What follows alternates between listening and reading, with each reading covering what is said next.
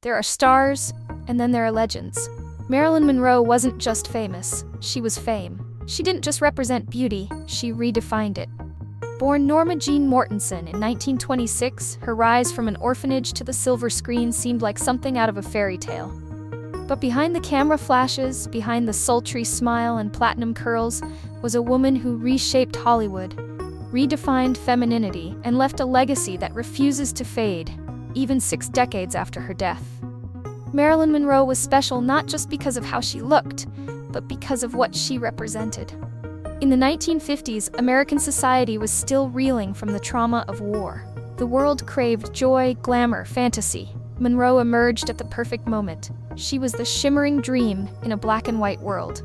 Her presence lit up screens, magazine covers, and entire theaters. But it wasn't just about beauty.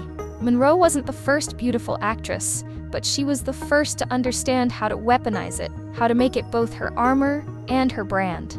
She played the dumb blonde, but in real life, she was anything but.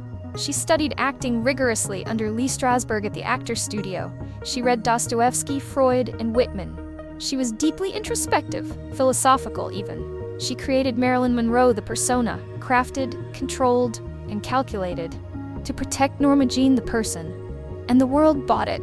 The vulnerability behind her eyes, the softness in her voice, the tragedy barely concealed behind the laughter, it made people lean in. She wasn't just desirable, she was hauntingly human. But what truly set Marilyn Monroe apart was how she challenged the norms of her time.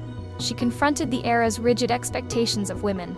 While many saw her as a sex symbol, Monroe subtly dismantled the very roles she was asked to play. She brought emotional depth to seemingly one-dimensional characters. In Gentlemen Prefer Blondes or The 7-Year Itch, her comedic timing and magnetic screen presence turned simple scripts into unforgettable classics. She wasn't afraid to be sensual, but she insisted on being respected. In fact, Monroe fought hard for control over her own image and career, something unheard of for women in Hollywood at the time. In 1955, frustrated by being typecast in shallow roles, she walked away from her contract with 20th Century Fox. It was considered career suicide.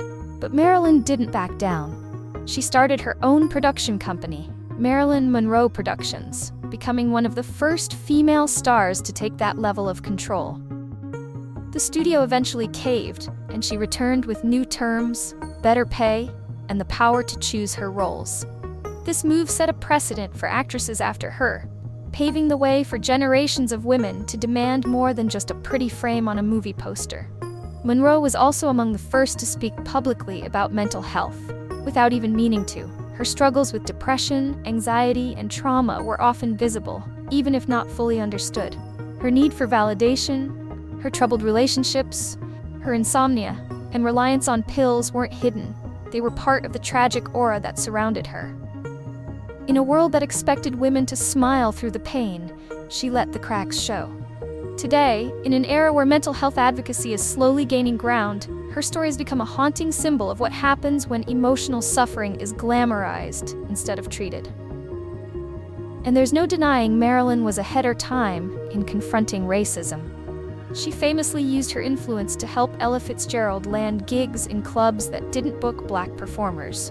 Monroe told a Hollywood hotspot she'd sit front row every night if they hired Fitzgerald. And she did. The club agreed, and Fitzgerald's career skyrocketed.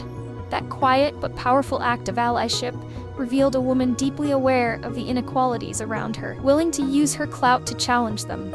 But perhaps her greatest impact lies in the myth she left behind. Marilyn Monroe's image is one of the most reproduced in history. Her face is on t-shirts, coffee mugs, murals, tattoos. Andy Warhol's pop art immortalized her. Madonna mimicked her look.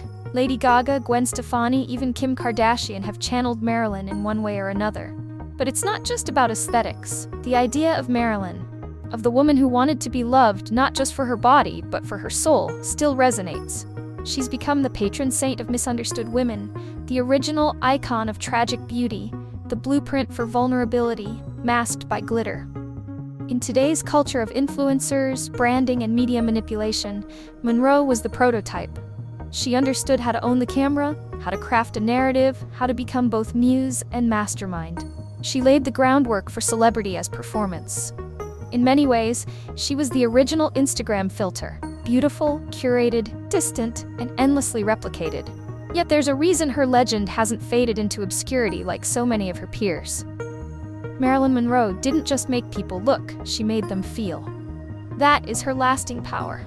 Her voice, breathy and fragile, carried more emotion in a whisper than most actors could deliver in a monologue.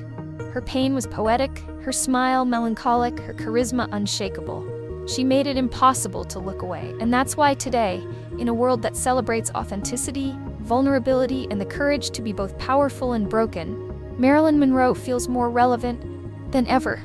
She taught us that beauty is complex, that fame can be fatal, that strength can wear lipstick, and that the most fragile among us often leave the deepest marks. Marilyn Monroe didn't just break into Hollywood. She broke it open. She exposed its cracks, its double standards, its cruelty toward women who dared to ask for more. She became both its brightest star and its most painful casualty. And in doing so, she didn't just change movies.